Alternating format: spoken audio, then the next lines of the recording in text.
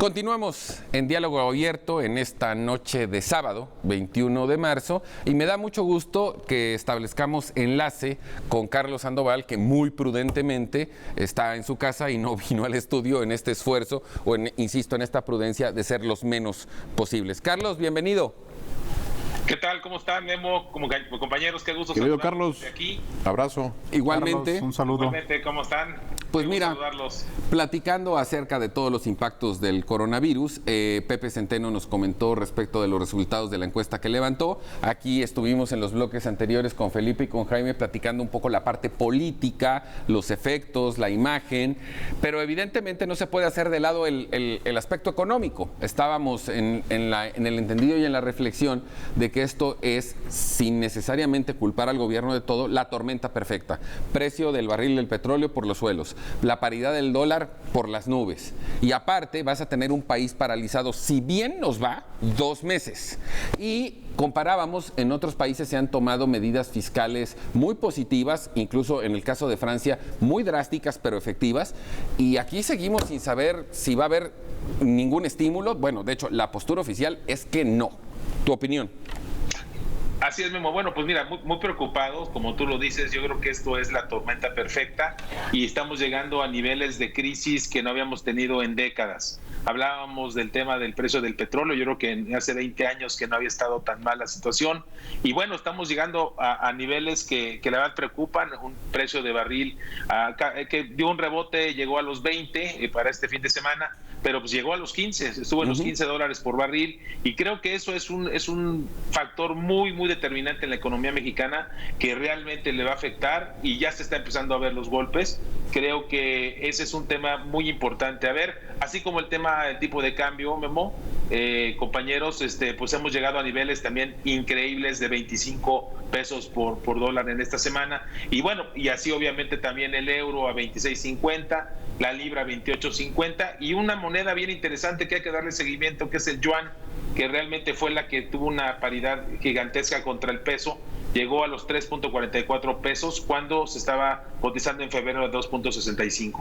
En fin, estos son temas muy graves. Creo que, como dicen y bien lo analizaron ustedes, esto va a paralizar la economía. Ya está paralizando la economía en muchos países, como en Italia, en España, lo que pasó obviamente en Asia.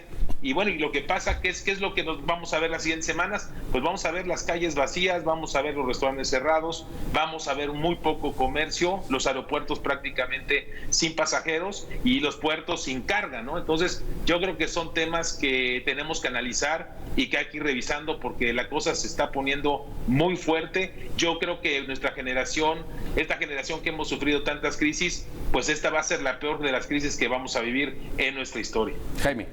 Pues mira, Carlos, comparado a lo que estás diciendo, Angela Merkel lo comentó, ¿no? Dice, nunca no habíamos visto una situación parecida desde la Segunda Guerra Mundial, y yo creo que esto pudiera ser comparable un poco a los 29, guardando proporciones en otro aspecto. Pero a mí lo que me llama la atención, Guillermo, lo que tú dices es, creo yo que en esta parte de esta flexibilidad del presidente del gobierno va a tener que meter exenciones fiscales, cuestiones. Hasta ahorita seguimos esperando. ¿Por qué? Porque hay que incentivar la economía. La economía tiene que moverse, o sea, y estos, por lo menos lo que se señala, ¿no? Estos 2 meses que la economía esté parada, pues va a tener una implicación muy fuerte, y vamos a tener que buscar cómo hacerle para reactivar toda esta parte económica. Y bueno, yo creo que lo principal es darle ánimo a la gente, decir, señores, hay que tener ánimo, prudencia, paciencia, ¿no? Pero esos son buenos deseos. Hay que ser. Y a los buenos deseos, si no los acompañas con acciones. Y ¿sabes qué preocupa, Memo? Bueno, y lo pongo en la mesa, con estos cierres de restaurantes que decías, Carlos, pues hay mucha gente que vive al día. No, y hoteles sin visitantes. Sí. Felipe, sí, Carlos. Perdón, Felipe. No, Carlos, aunado nada más lo que dice Jaime, me gustaría saber, tú que te mueves en el mundo empresarial, ¿qué han pensado hacer ustedes como empresarios? ¿O qué has platicado con tus colegas? Fíjate que lo que te voy a dar un análisis rápido, ¿no? Que hemos tenido algunas conversaciones. Yo creo que los mexicanos sí estamos acostumbrados a salir de la crisis y a encontrar medidas creativas para poder hacer cosas, ¿no? Yo creo que esta situación, la verdad, no me gusta ser alarmista, al contrario, como ustedes me conocen, yo soy muy optimista y positivo, pero ahora sí se ve la cosa muy difícil y hay que buscar situaciones en conjunto, como decían bien ustedes, el gobierno junto con la iniciativa privada, la sociedad, para que sobre todo siga la economía adelante. Entonces, mira, hay unos datos, sé que Memo, ya estás o estás por inaugurar tu nuevo canal del tema de turismo. Sí, mañana. Creo que el tema de turismo, pues muchas felicidades por mañana, Memo. Gracias. Mucho éxito. Gracias. Y creo que va a ser de las cosas que van a ayudar al sector.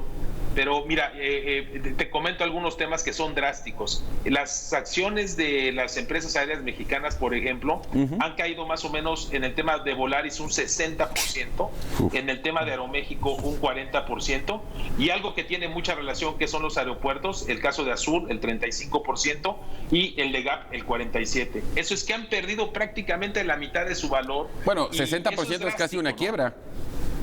Pues prácticamente es una quiebra. En el caso de Volaris, como tú sabes, pues ya estaba en situaciones difíciles y bueno, pues yo creo que sí está cerca de un problema muy grave. Contestando mucho a la pregunta, creo que aquí es un trabajo de conjunto entre el gobierno, sociedad y empresarios, y hay que entrarle, Memo, no hay de otra, hay que entrarle, Jaime y Felipe, yo creo que no hay de otra. Bueno, pero insisto, todavía no hemos visto ningún anuncio del gobierno federal en ese sentido. No, y además el primer frente que debemos de proteger sería esta parte de los empresarios y los trabajadores. Los empleos. Garantizar los empleos, pero también las inversiones.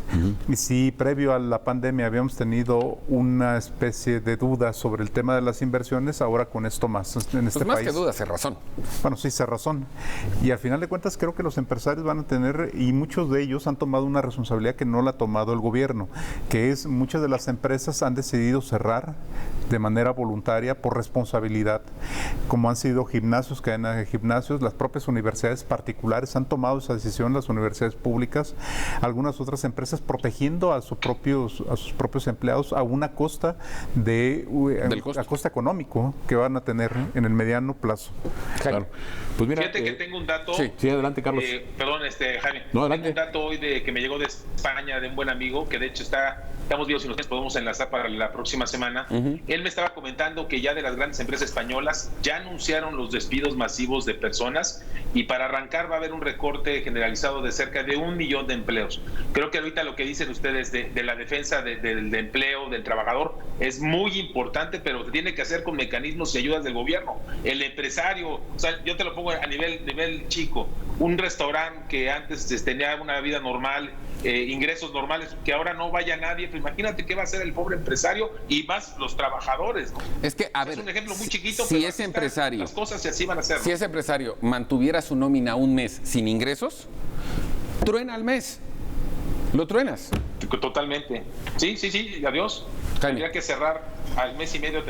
Insisto en lo que vienes diciendo, Guillermo. Estados Unidos en la semana anunció un programa de incentivo donde darle a sus ciudadanos $1,000 para que puedan cubrir. No a todos, a los que tuvieran ciertas y también para líneas aéreas y para cadenas hoteleras. Claro, hay ciertas presiones y están aterrizando. Pero ayuda es ayuda. Y yo creo que esa es la parte que ya necesitamos ver acá en esta parte, porque si no las encuestas que vimos en el primer bloque, pues van a caer de que el gobierno no está actuando como la gente piensa que debe de actuar, ¿no? Bueno, y además te diría con las facultades absolutas para hacerlo. Claro. Esto no es un tema de contentillo. No, hay que hacerlo. No es de criterio. ¿No? Y asumir los costos políticos que ello implica. Pues eso es parte del ejercicio del poder. Gobierno. No se puede mantener siempre la popularidad y creo que en este caso necesitamos decisiones de Estado, no de gobierno. Sí, Estado, porque además es una crisis que, si bien no la generaste tú, rebasa por mucho. Carlos.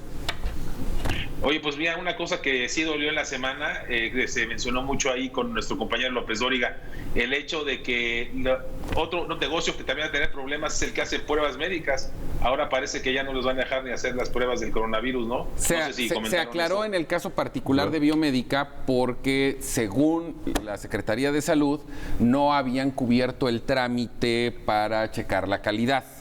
Creo que eso se va a resolver rápidamente. Sí, era una barbaridad que si el Estado no tiene la capacidad de hacer todas las pruebas, limites a los particulares de hacerlo. Ahí salió ya una aclaración donde se dijo de la Secretaría de Salud diciendo, no es que les cancelamos, estamos terminando el proceso de evaluación de calidad y muy pronto lo vamos a resolver. Y fue en el caso particular de Biomédica, no fue de todos los laboratorios, sino imagínate. Qué bueno. Imagínate. No, qué locura, está bien.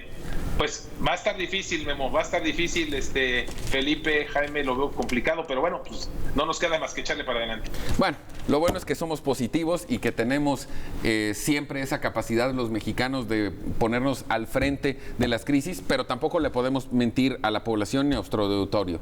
Nos esperan 2 o 3 meses muy, muy complicados, incluso al grado, se lo adelanto, que si se decretara la fase 2, como todo parece indicar, hasta el formato de cómo nos comunicamos con ustedes va a cambiar. Es probable que si eso sucede ya no podamos venir al estudio, tengamos que transmitir a través de vía Skype como estamos con Carlos ahora. Bueno, eso lo sabremos en la semana. Muchas cosas van a cambiar alrededor de esto y va a ser un periodo largo y prolongado.